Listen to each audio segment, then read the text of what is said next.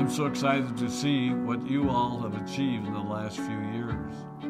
Your growth has been incredible, and I'm grateful for all of your hard work and sacrifice. A lot of that growth has been brought about by new people coming into the business to take advantage of our generous marketing plan and effective product line. So I thought I would take just a moment of your time to share with you a little bit about where Forever came from and where Forever is going. I've heard people describe this as our culture, but I think it's simply who we are. Several decades ago, I was an executive for a real estate development company called Del Webb. And at that time, there was a lot of excitement about a new business concept. And like many of my colleagues and friends, I went along to a business opportunity meeting and listened to a presentation about multi-level marketing. I immediately fell in love with the concept that people would be motivated to help each other and be able to make a living doing so. It's a beautiful thing when you think about it. Although I was enjoying my career, I didn't think that I was contributing as much as I wanted, or as much as I could, to improve the well-being of the people around me. Inspired by the concept of people helping one another, I set out to write a marketing plan that is almost identical to the one that we use today. As I developed it, I had two goals. One was to pay the highest bonuses possible and still be able to run a company effectively. Two, to build a plan that would motivate and encourage people to keep working. I wanted a plan to reward those that remain active and engaged. I love the concept of a royalty income. However, I believe that it's good for our souls to work hard. People who work hard are happier. Of course, if you work hard, you should play hard. And that was one of my motivational factors in starting Forever Resorts. It was to give people the opportunity to spend time with their loved ones and experience the wonder of nature. Next time we're together, maybe I can tell you more about my passion for our resorts, our rare animals, and spectacular natural resources. So, with the marketing plan prepared, I needed to find a product. And we searched around and looked at different opportunities. I was passionate about finding something that was effective, consumable, and that we knew would not be a fad. During my search, I met a group of doctors who had developed a method of stabilizing aloe vera. They convinced me of its efficacy, and we began testing the product, and were amazed by the results. We were in business. We had a fair and balanced marketing plan, a consumable, effective product, and the third ingredient, an absolute conviction that we could make a difference in the lives of the people around us.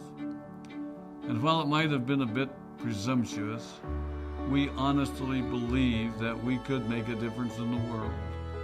We put in generous return policies, customer service incentives, and began to build this business based on the principle of being nice to one another and helping others.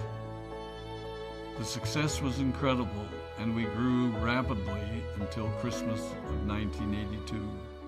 I was sitting at home with the family, and the phone rang. They informed me that there had been a freeze at our aloe plantations in Texas, and that all of our aloe was destroyed. I immediately went to the airport and flew to South Texas to see what we could do. I hoped and prayed that when I arrived, what I saw would be better than the news I'd received. But that wasn't to be the case. We had no aloe, and the business immediately began to suffer. There were some FBOs that left, but more importantly, there were those that stayed. It was a tough time for us. We put everything on the line to stay in business, and there were many sleepless nights. But we were convinced that what we were doing was right. We decided that this would never happen to us again. We flew out to the Dominican Republic and purchased as much land as we could and began planting aloe in one of the safest weather zones in the world. In addition to the acres of plantations in the Dominican Republic, we now have plantations in Mexico and South Texas. It was a tough lesson to learn.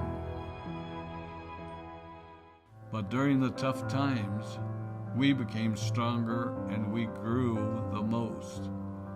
We grow roots that strengthen us and help us to overcome the challenges and obstacles that life throws at us. I have learned that solid principles and core beliefs do not have a sell-by date. It is never old-fashioned or out of style to be nice to each other, to honor your commitments, and to treat people how you would wish to be treated. I recognize that many of you might not have heard about our beginnings, as you are new in the company. I am thrilled that you're part of our forever family, but I ask you to be mindful of the foundation upon which this company has been built. Forever was built on the principles of paying the highest bonuses possible, providing the most effective and highest quality of product, and empowering people to serve one another. There are no shortcuts to success in our business. Of course, the speed at which we reach certain levels may vary, but the fundamental principles remain unchanged and will remain unchanged as we continue our journey over the next 4 decades and longer.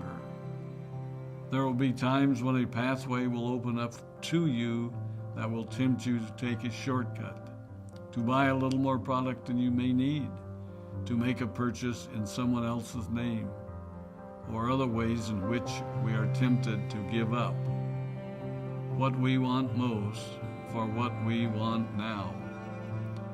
Never forget that you're a part of something special, a business that has been built upon taking the road less traveled.